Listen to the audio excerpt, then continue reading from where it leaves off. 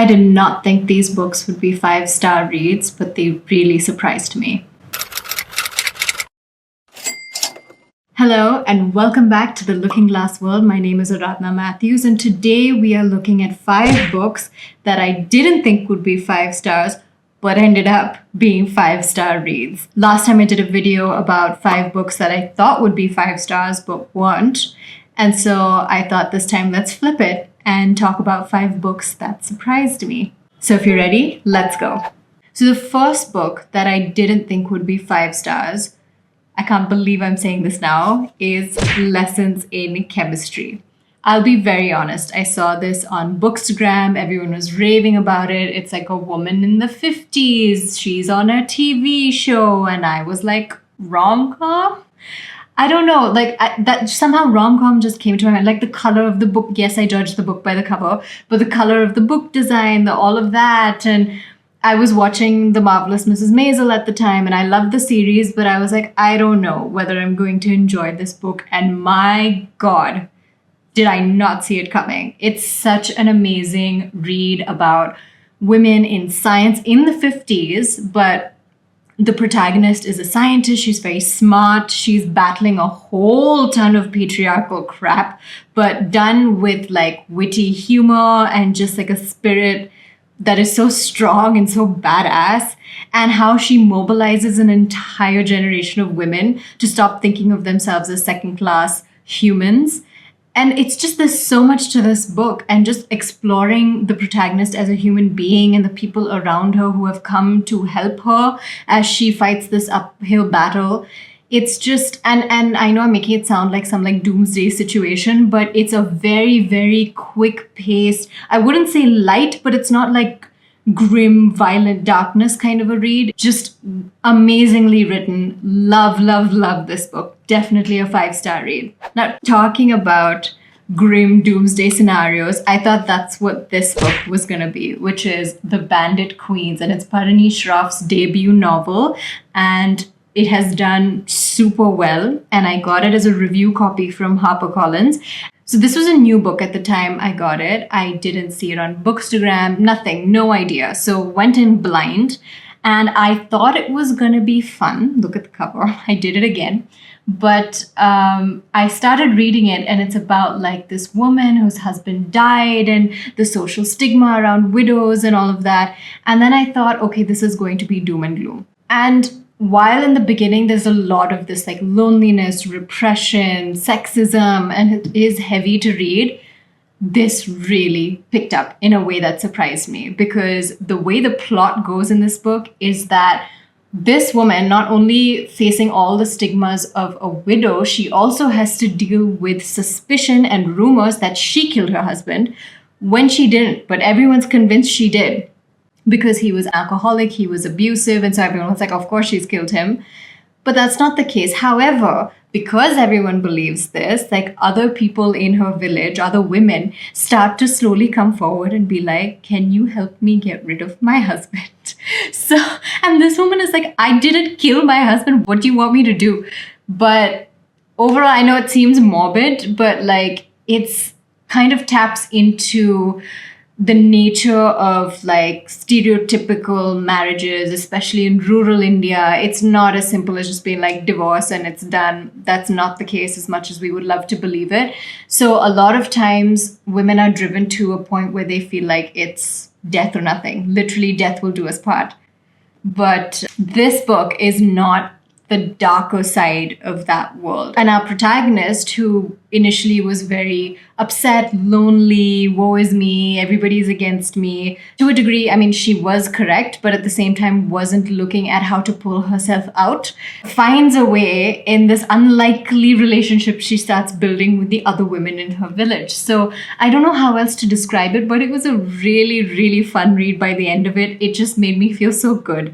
And it's like not vindication per se. It's not like the same kind of darkness that the vigilante books that I have are, like your How to Kill a Guy in 10 Ways and all of these things where the protagonists are driven by like so much anger and pain. That is there. But at the same time, it's also about strangely a sense of healing in this whole premise of how to get rid of husbands. It's weird, I know, but But this is, I would say, like the vigilante, but done right, where it's not going to make you feel depressed at the end of it, but happy for the journey of the protagonist. Okay, the third book that I thought was not going to be great was Circe. And man, this surprised me. Let me tell you, the reason that I did not think this would be a 5-star read is honestly because it was gifted to me by someone who exclusively reads fantasy books. Now, I have nothing against fantasy. I read it every once in a while, but I felt like, okay, this may not be the greatest, I wouldn't call it a 5-star read in my library, but wow. Oh my goodness, it's so, so good. And I see why it was shortlisted for the Women's Prize in Fiction in 2019. It's a retelling of Circe from Greek mythology, but done so, so, so well. It is engaging, it is thought-provoking, and Circe is one of like the lesser gods kind of a situation. She's not like obviously in the top tier, and how she's banished to an island where, as the original myth goes, she feeds on men. She traps them, turns them into pigs, and eats them. This author asks why. Why would Circe do the things that she does in the original mythology? What drives her to that point? Is it sheer evil, or could it be a result of the nature of the world that she's living in and what it has done to her? Love this book. Very, very, very good. The next one surprised me because I did not expect to be laughing so much when reading it, and it is Good Omens by Neil Gaiman and Terry Pratchett. And my God, I wish these two wrote more together. It is phenomenal. I was so sad when I finished this book because I was like, I enjoyed myself so much.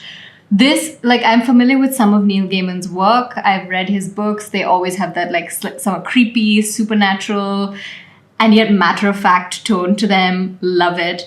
So this is the first time that I've read Terry Pratchett, and it is in combination with Neil Gaiman. This story just cracks me up so much, the entire premise. It's about an angel and a demon who have spent basically since the beginning of time, ended up being side by side, doing their own jobs. The demon is doing his demon work, the angel is doing his angel work. And then we come to a time which is in the modern world where the apocalypse needs to start. And it is the demon's job to deliver the Antichrist to the family that's going to raise it. And then when the child grows up, it's going to trigger all of this apocalypse, all of that, the great war between heaven and hell. This demon goes and delivers the child to the wrong house.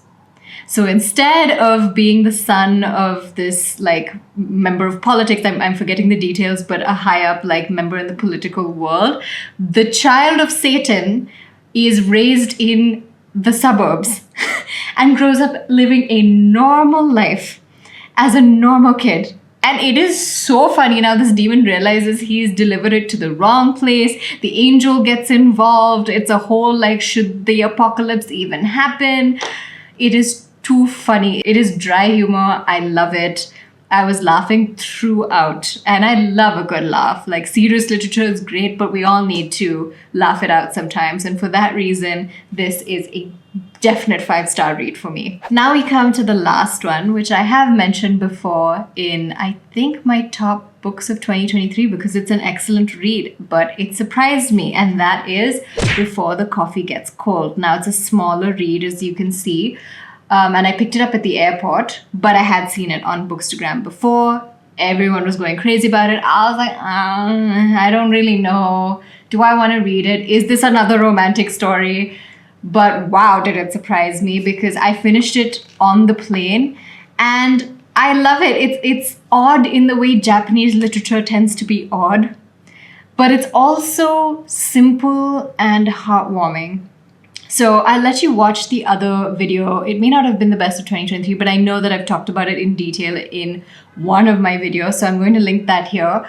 But the premise is basically it's a cafe where you can travel back in time, but there are very strict rules for this time travel, and basically makes it seem like there's no point going anyway because of these rules. But in spite of those rules, some people still take that trip, and the consequences of the moments that they relive in the past make a huge difference on their lives. So literally how important a few minutes can be, how important a conversation, a moment with someone can be, and how that can affect you for the years to come is just done so beautifully in this book. And that's why it really wowed me, because I have not seen another piece of literature where an author takes such a small detail or a small time frame and is able to completely flip a story in a way that seems simple, but I know is not. So for that, I'm full of admiration for this book, and absolutely it is a 5-star read for me. But yeah, that's it. Those are 5 reads that I did not think would be 5 stars, but really surprised me in the best possible way by becoming 5-star reads in my collection. Have you read any of these? Let me know in the comments, and let me know what you thought wouldn't be a 5-star read but ended up being an amazing read for you. In the meantime, if you want more book recommendations, make sure to follow me on Instagram at The Looking Glass World. And if you want to read my original work, which I hope you find 5-star too, you can head to my website at aradhnamatthews.com. Thank you so much for watching. I'll see you next time.